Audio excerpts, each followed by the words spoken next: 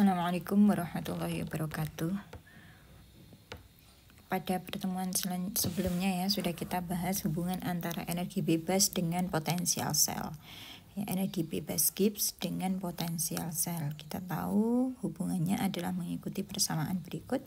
Delta G sama dengan min Z Fe, atau mungkin di beberapa buku adalah delta G min N Fe. Delta G juga memiliki rumusan min RT ln K. Jadi kalau misalnya dicari hubungan antara potensial sel dengan tetapan kesetimbangan dari suatu reaksi, itu maka bisa dicari ya dengan hubungan dari persamaan itu. Sekarang kita masuk ke contoh ya, atau learning check untuk mengecek kamu bisa menggunakan persamaan itu apa tidak. Di sini kita punya dua reaksi. Yang pertama adalah reaksi oksidasi besi menjadi besi 2+ dengan potensial oksidasi ya kalau ini ya, karena sudah reaksinya ke kanan ya, sudah potensial oksidasi adalah 0,45. Sedangkan yang kedua kita punya reaksi Fe2+ menjadi Fe3+ dengan potensial oksidasinya adalah min 0,77 volt. Kalau kita lengkapi reaksi ini, maka kan kita tambahkan dia dengan 2 elektron, dan di sebelah sini kita tambahkan dia dengan 1 elektron. Oke, jenis reaksi yang pertama adalah reaksi oksidasi, sedangkan reaksi yang kedua ini juga reaksinya jenisnya adalah oksidasi. Selanjutnya kamu disuruh apa? Menghitung potensial sel untuk reaksi Fe menjadi Fe3+ dari reaksi elektrokimia di atas tadi, dan mendiskusikan apakah reaksinya itu berjalan secara spontan atau tidak. Yang diminta adalah Fe menjadi Fe3+. Kalau kita perhatikan reaksinya, maka Fe menjadi Fe3+ ya.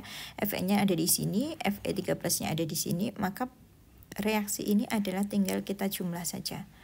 Nah, maka kita lihat apa di sini dicoret ya, ini, sehingga reaksi totalnya adalah Fe menjadi Fe3+ plus 3 elektron. Ini adalah reaksi yang diminta.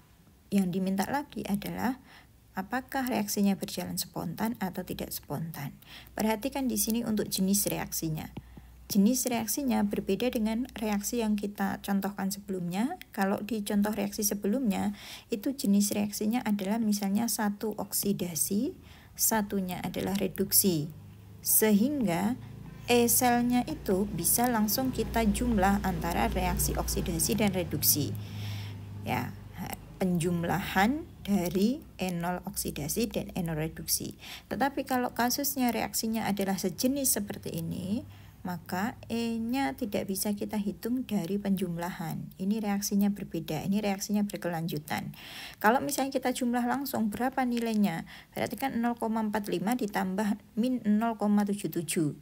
Ini kalau kita lihat pasti hasilnya adalah negatif sekian gitu ya. Negatif 77 dikurangi 45 berarti 232 ya. Negatif 0,32 volt. Kalau kita lihat dengan penjumlahan langsung seperti ini, maka kita dapatkan bahwa reaksinya adalah tidak spontan. Karena apa? E0 selnya lebih kecil dari 0, maka dia tidak spontan. Tetapi ini tidak tepat kalau kita menentukan spontanisnya dia dari penjumlahan jenis reaksi yang sama. Berarti bagaimana Bu kita melihat kespontanannya? Kita menggunakan energi bebas yang ada kaitannya dengan potensial sel yang sudah kita bahas kemarin, yaitu dengan persamaan apa? Delta G sama dengan min NFE gini ya. Nah, gimana caranya? Ya tinggal dihitung ya. Ini saya hapus dulu. Bentar.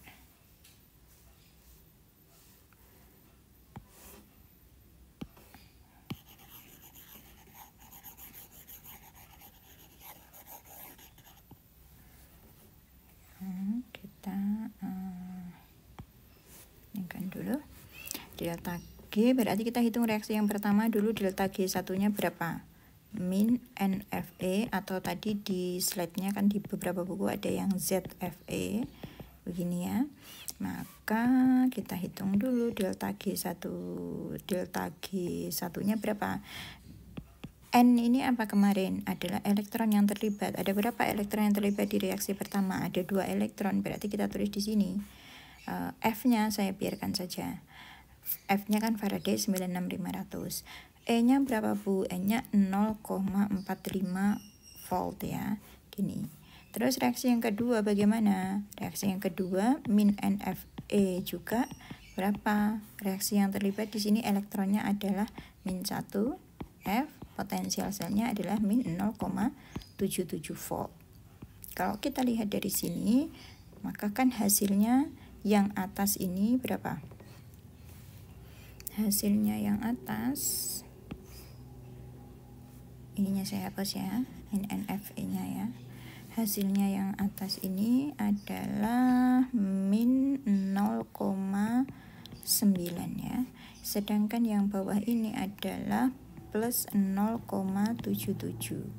Kalau kita total, delta G3 itu sama dengan berapa? Min 0,9 ditambah 0,77 berarti min 0,13 volt. Bukan volt ya, ini ada F-nya ya, jangan lupa. Faraday-nya tadi nggak kita masukkan, jadi gini masih ada Faraday-nya begini.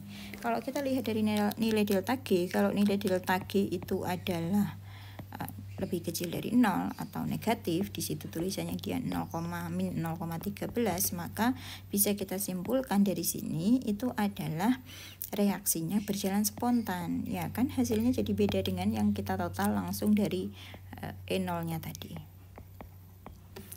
Nah, kalau ditanya berarti E0 reaksi yang ketiga itu berapa? Ya kita balik saja, di sini delta G-nya kan ketemunya min 0,13 ya. F gini. Terus kita kalau misalnya mau ngitung yang ketiga, maka kan elektron yang terlibat kan 3. Nah, 3 F, E-nya berapa yang ketiga? Itu yang kita tanyakan. Nah, tinggal ditulis saja. F-nya kita coret biar lebih mudah. E0-nya sama dengan berarti min 0,13 dibagi 3. Sehingga ketemu kira-kira berapa? Min ini ada minusnya ya, positif ya, positif 0,12 dibagi 3 itu 0,04 ya, berarti 0,04 sekian volt gitu. Dari sini kita lihat E0-nya adalah positif dan delta G-nya adalah negatif, sehingga dari sini bisa kita lihat berbeda hasilnya kalau kamu menghitung langsung dari ini ya, penjumlahan tadi, dan kalau kita hitung dari delta G-nya. Kalau dari delta G ini dua-duanya menunjukkan bahwa ini reaksinya adalah spontan. Gitu ya. Kapan kita menggunakan rumusan yang seperti ini? Ya kalau reaksinya melibatkan jenis-jenis reaksi yang tipenya sama, baik itu oksidasi atau oksidasi, reduksi atau reduksi. Tapi kalau misalnya seperti redoks biasa, dia ada oksidasi dan reduksi, nah maka kamu bisa menjumlahkan langsung sesuai dengan apa yang kita lakukan selama ini ya.